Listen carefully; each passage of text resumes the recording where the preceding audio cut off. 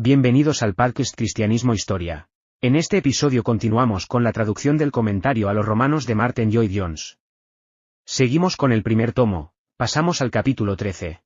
La gracia y la verdad, por Jesucristo. 13. A todos los que están en Roma, amados por Dios, llamados a ser santos, gracia a vosotros y paz de parte de Dios, nuestro Padre, y del Señor Jesucristo.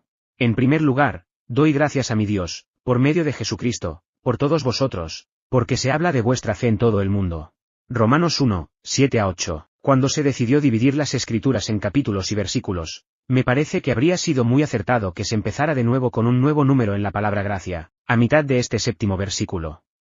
Quiero realmente considerar ahora, al menos, empezar a considerar, la declaración completa que comienza aquí en la mitad del versículo 7 y continúa hasta el final del versículo 15. En este punto el apóstol ha terminado, por así decirlo, con su introducción general y ha llegado a ciertos asuntos particulares.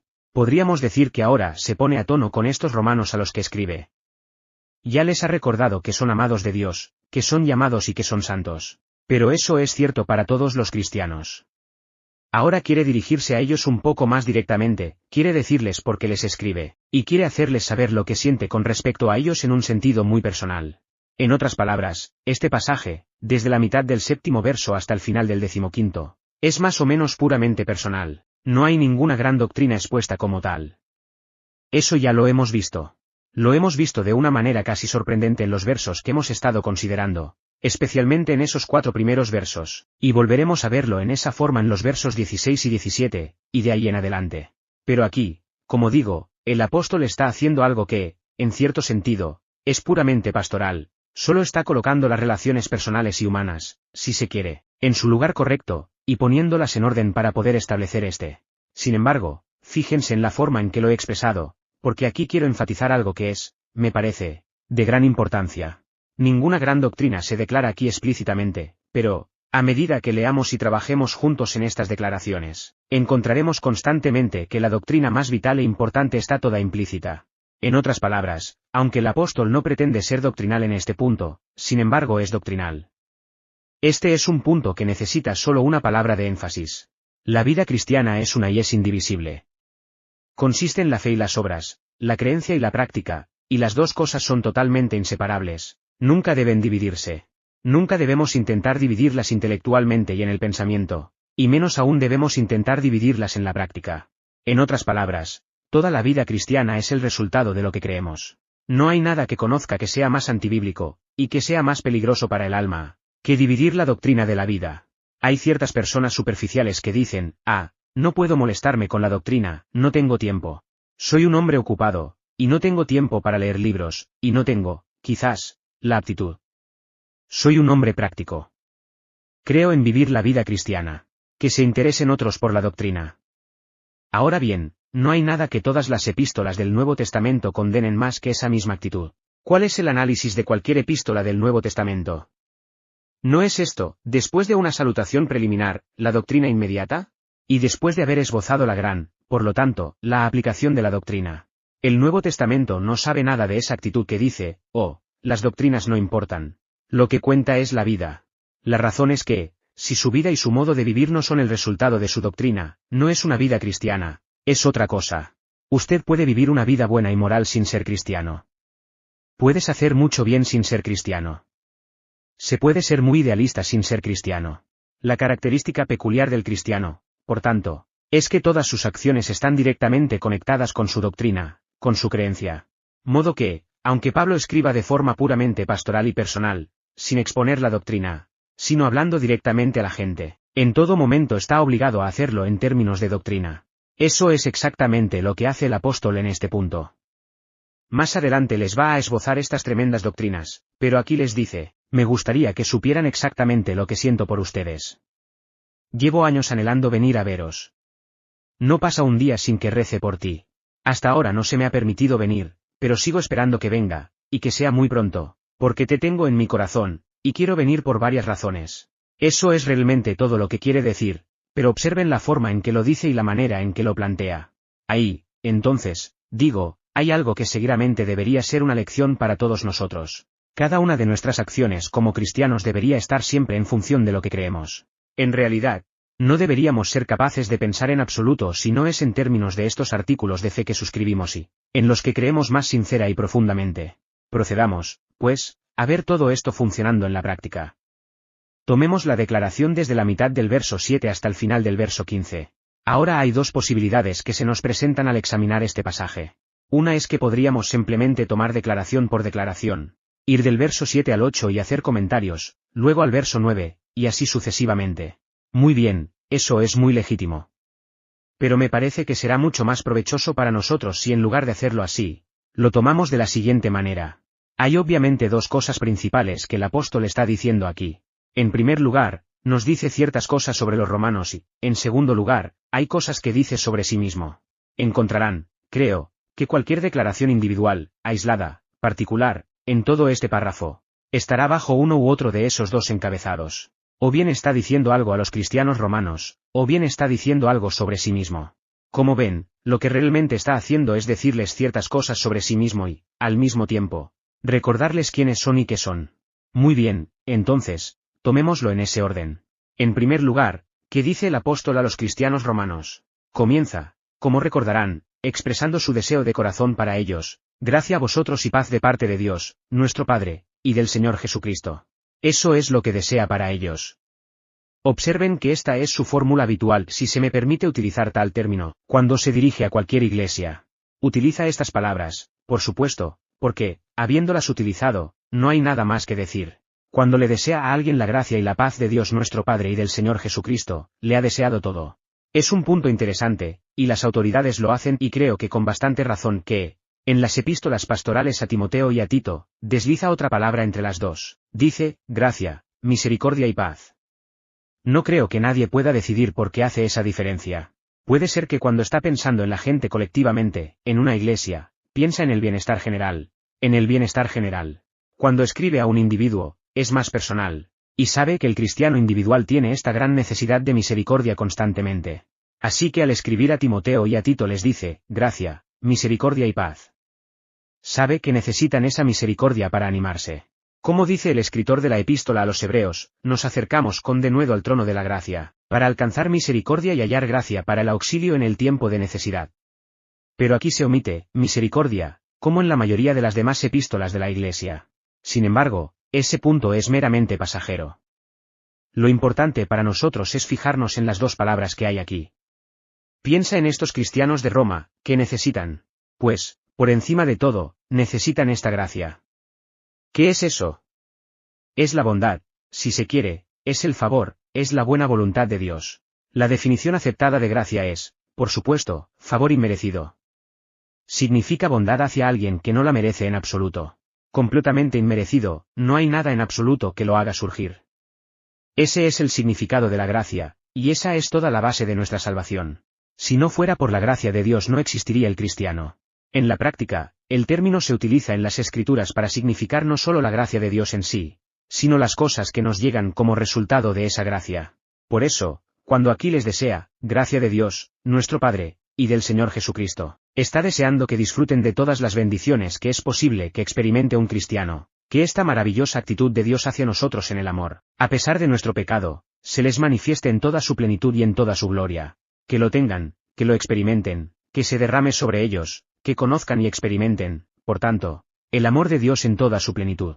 Otra forma en que lo dice, al escribir a los Efesios, es que reza allí por ellos para que sean llenos de toda la plenitud de Dios. Es exactamente lo mismo. Es experimentar la gracia de Dios en toda su plenitud. Luego llega la segunda palabra, que es paz, y la utiliza siempre, por supuesto, por esta razón. ¿A qué conduce la experiencia de la gracia de Dios? La respuesta es, a la paz. La gracia de Dios está diseñada para llevarnos y darnos esta paz. De modo que el apóstol, al utilizar estos dos términos, emplea el principio y el fin. Está pensando en la fuente del río y en el mar al que conduce, el alfa y la omega. Todo está aquí. La gracia es la fuente y el manantial que conduce a este océano de paz. Bien, ¿qué es la paz?, dice alguien. Todo el mundo cree saber lo que es la paz y, sin embargo, a veces pienso que no la experimentamos más porque no nos tomamos la molestia de recordar lo que es. Veámoslo primero de forma negativa. La paz es lo contrario de la inquietud. Es lo contrario de la lucha y de la incertidumbre. La paz es lo contrario de la infelicidad. Así que Pablo desea que disfruten de la paz, y que todas esas otras cosas desaparezcan de sus vidas. Pero mírelo positivamente. El cristiano es un hombre que goza de paz con Dios. Encontraremos al apóstol resumiendo un gran argumento, en el primer versículo del 5º capítulo de Romanos, cuando dice, por lo tanto, siendo justificados por la fe, tenemos paz con Dios por medio de nuestro Señor Jesucristo. Y, por supuesto, esto es lo más maravilloso de la vida cristiana. El incrédulo, el no cristiano está en enemistad con Dios, es un estado de guerra entre él y Dios. ¿Y qué real es? Todos lo hemos conocido. Podemos verlo en otros. La mente natural está enemistada con Dios, el hombre natural odia a Dios, desea que no haya un Dios. Siempre está dispuesto a creer algún artículo de periódico en el que algún gran científico afirma que puede demostrar que no hay un Dios. Es simplemente la enemistad. Lejos de estar en paz con Dios, es una lucha constante y un antagonismo y una guerra, enemigos, extranjeros en sus mentes. Pero cuando un hombre se convierte en cristiano, cuando la gracia de Dios viene a él y trata con él, está en paz con Dios. Sin embargo, también se puede ver al revés. Dios no mira a un hombre favorablemente hasta que está en Cristo. Es un enemigo, un paria. Está bajo la ira de Dios, y ahí no hay paz. Así que lo que Dios ha hecho en Cristo es que nos ha reconciliado consigo mismo, se crea la paz, se obtiene la paz. Mis queridos amigos, estamos estudiando las Escrituras, pero no se pueden estudiar las Escrituras sin aplicarlas, así que les pregunto en este momento, ¿están en paz con Dios? ¿Están disfrutando de la paz con Dios? ¿Tenéis rencor contra Dios? No debe tenerlo. Como cristiano no deberías tenerlo. ¿Hay algo malo en usted en alguna parte si tiene algún tipo de objeción solapada contra Dios, o contra cualquier cosa que Él haya hecho con usted o con cualquier otra persona?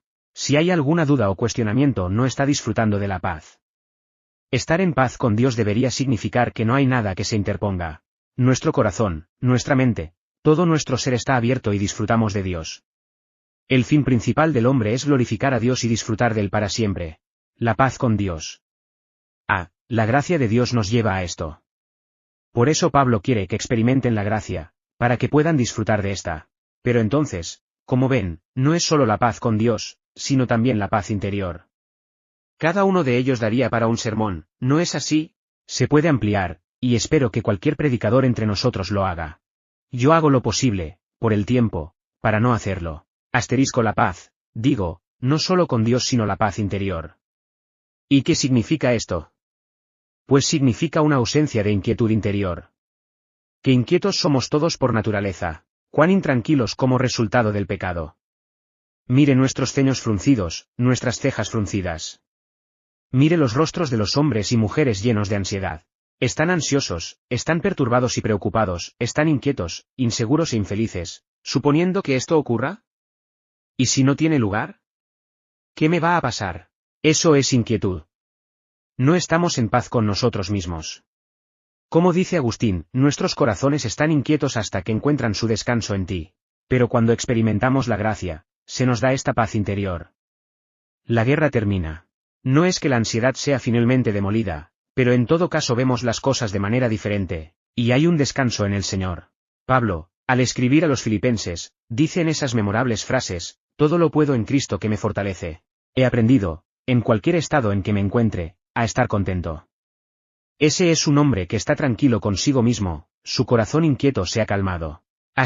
No pudimos resistirnos a dejar estas tres frases. Pueblo cristiano, ¿disfrutas de ese descanso? Ya ven por qué Pablo quiere esto para los romanos. ¿Están ansiosos por ustedes mismos? ¿Están todavía ansiosos por su fe? ¿Siguen cuestionando si son o no cristianos? Eso no es descanso. Y cuando os ponéis de rodillas en oración, es para gastar vuestro tiempo realmente en discutir con vosotros mismos, por así decirlo, y en persuadiros. ¿O vais con la plena seguridad de la fe y con el corazón en reposo?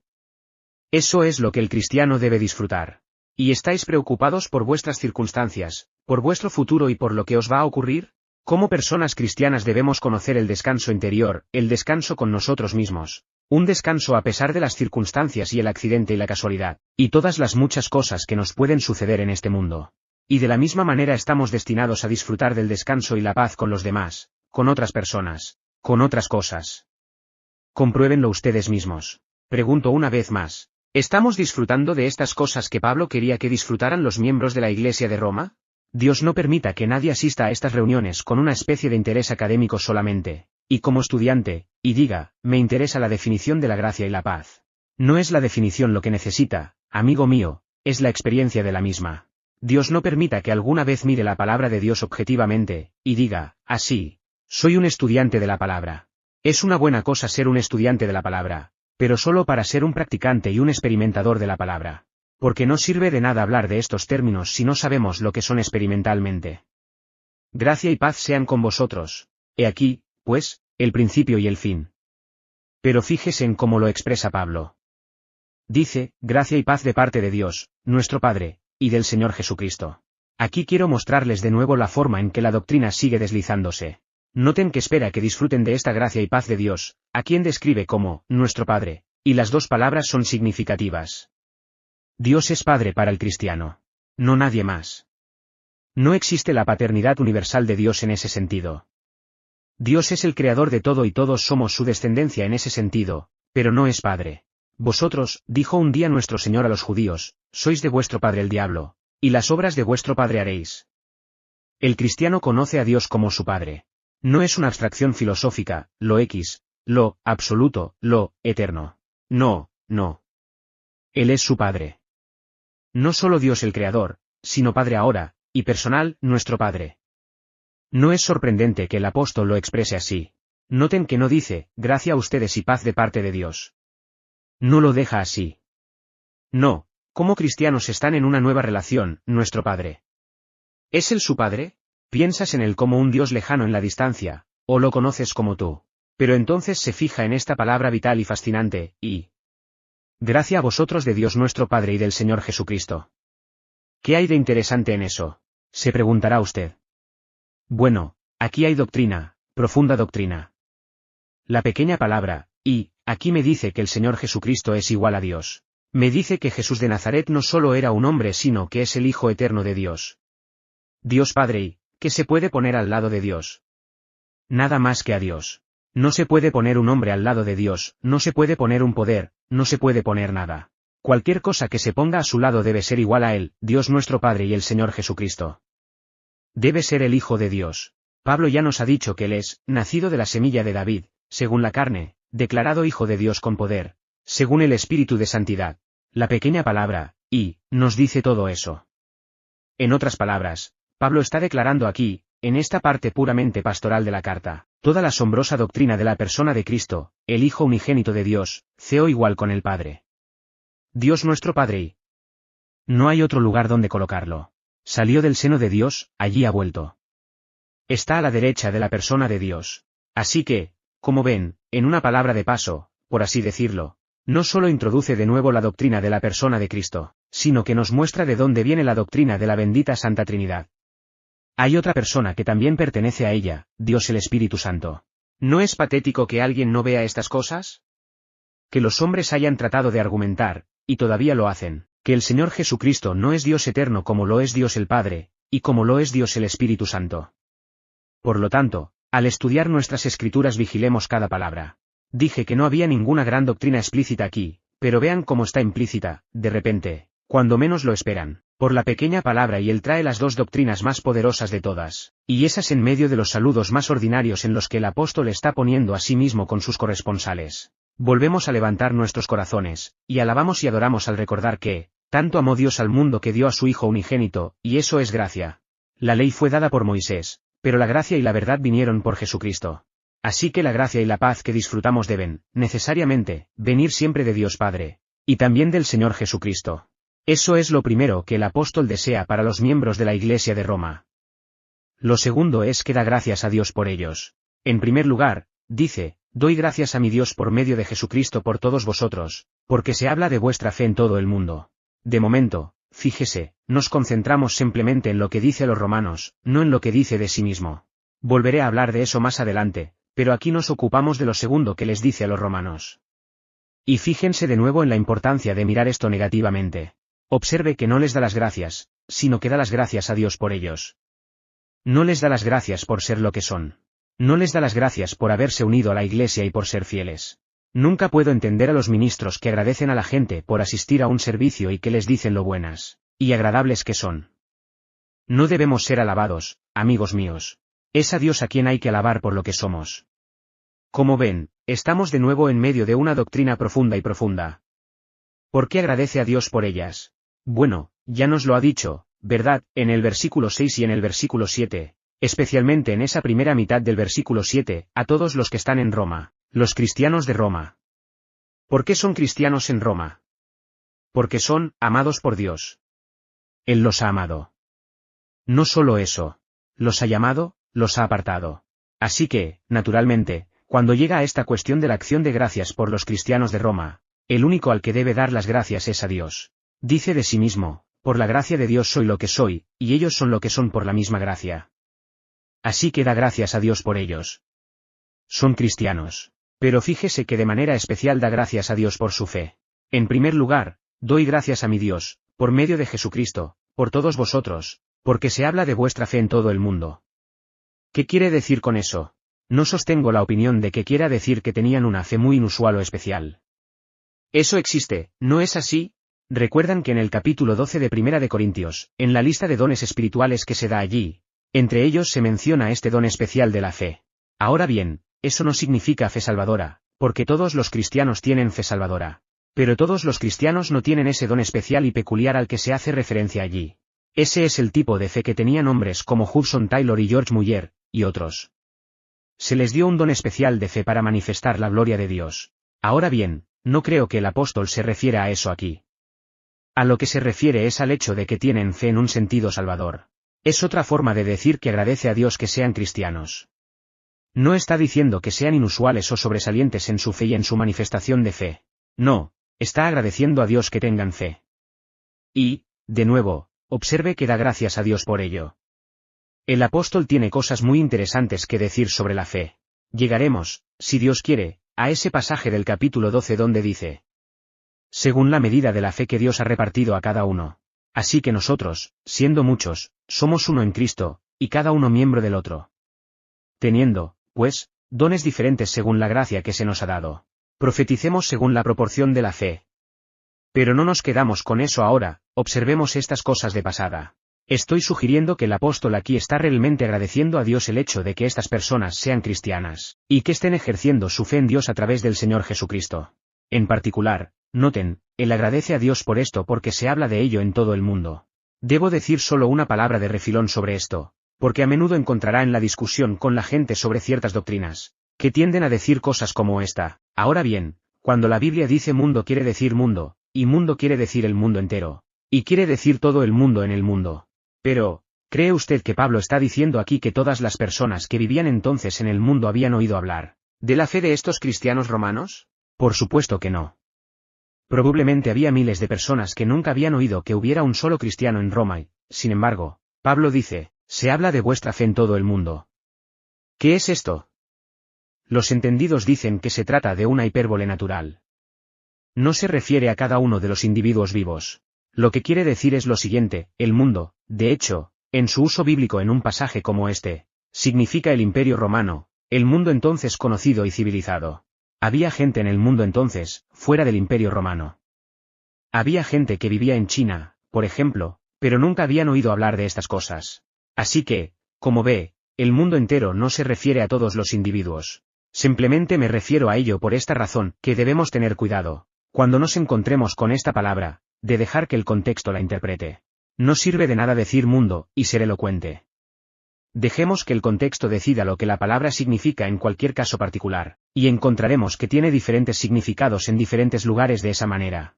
El apóstol, digo, se está regocijando en el hecho de que en el mundo civilizado, el Imperio Romano como se conocía entonces, había regocijo de que estos cristianos fueran miembros de la Iglesia en Roma. ¿Cree usted que se refiere a todo el mundo en el Imperio Romano? No lo creo. Creo que se refiere solo a los miembros de la Iglesia en los distintos países. El mundo entero aquí probablemente se refiere a los cristianos dispersos por el Imperio Romano. Eran los únicos que estarían interesados en esto.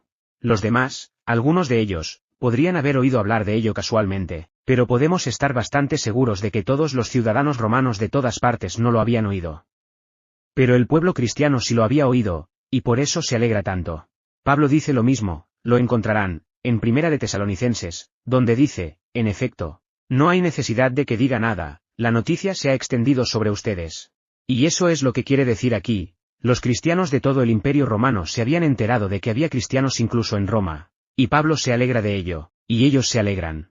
¿Por qué debería Pablo dar gracias a Dios por esto? Hay muchas razones para ello, ¿no es así?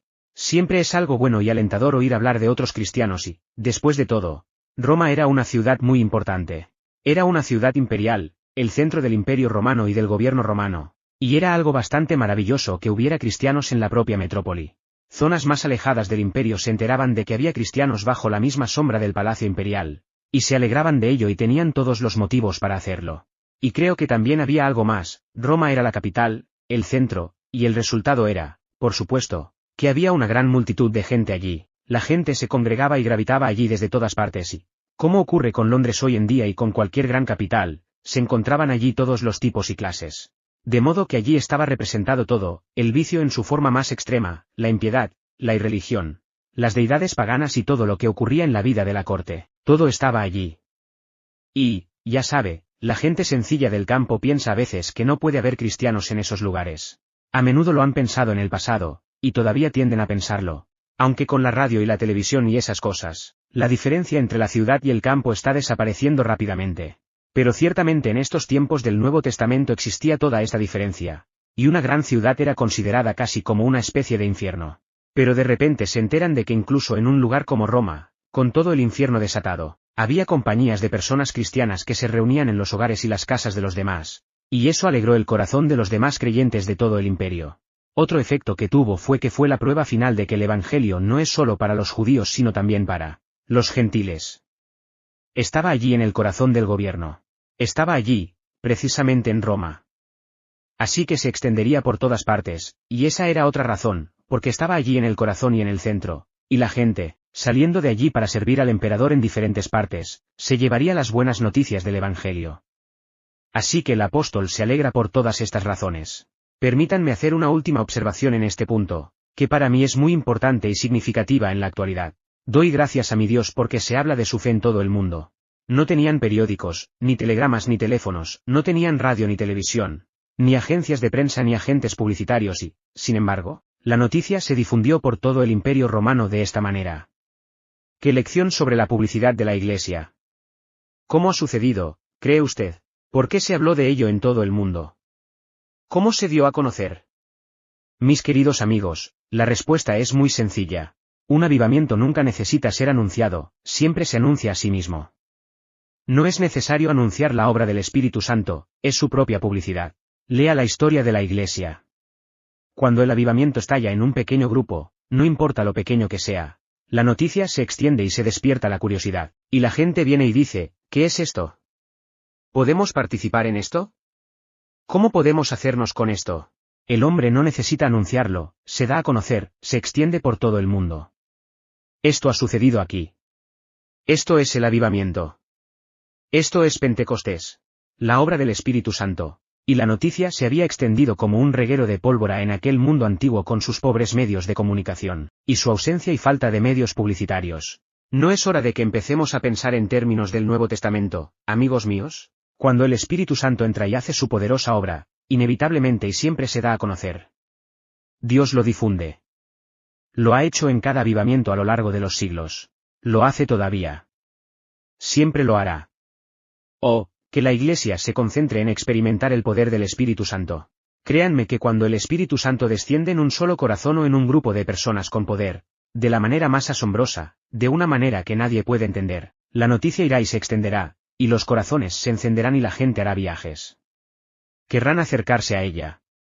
Querrán participar en ella y participar en ella. Doy gracias a mi Dios, por medio de Jesucristo, de que se hable de vuestra fe en todo el mundo. Amado pueblo cristiano, si usted y yo solo funcionáramos como deberíamos como cristianos, entre otras cosas, se ahorraría una gran cantidad de dinero para la Iglesia. Es porque usted y yo no estamos anunciando la fe cristiana como deberíamos, que la Iglesia está teniendo que establecer oficiales de prensa y departamentos de publicidad, y entrar en la propaganda. El cristianismo se anunciaba en el primer siglo, al principio, simplemente por la vida y el modo de vida de los cristianos. Oh, que vuelva a suceder así. ¿Publicita usted el cristianismo? ¿Se habla de su fe? ¿Hablan de ella en su casa? ¿Hablan de ella en su oficina? ¿Hablan de ella en las obras, en la fábrica, donde quiera que esté usted? ¿Se habla de su fe? ¿Lleva a la relación? ¿Lleva a cuestionar? ¿Lleva a la indagación? ¿Atrae a alguien a intentar descubrir qué es y cómo se puede obtener? Oh, que conozcamos y experimentemos la gracia, y la paz de Dios nuestro Padre y del Señor Jesucristo, se hable de nuestra fe en todo el mundo, y así Dios sea glorificado y muchos sean atraídos a Él.